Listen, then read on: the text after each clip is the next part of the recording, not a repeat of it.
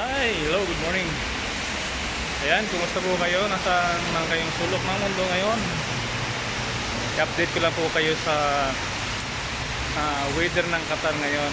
Ngayon ay papasok na ang summer, pero napakalakas ng ulan sa labas. Ayan, grabe. Papasok ang summer pero lakas ng ulan. Kagabi pa to eh. Naririnig ko kagabi yung thunderstorm. Yan yung isang kasama natin, nakapayong. Ngayon lang nakakita nagkakapayong dito sa Qatar. Kasi dito ay bihirang-bihira ang ulan. Ayan.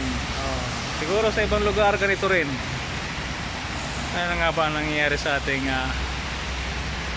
mundo? Umikot na siguro yung yung location ng nagbago na yung posisyon. Iba na ang climate ngayon.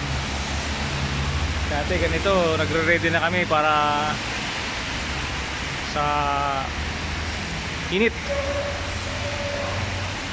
Pero ngayon mukhang matagal-tagal pa ang tag-init.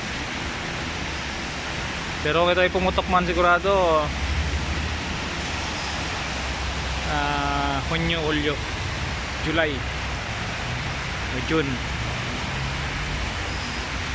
Sana hindi ganun katinding init kasi malamig ngayon eh. Matindi yung lamig at ulan. Alam naman natin kapag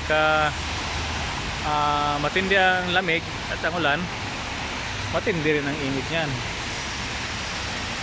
Alright guys.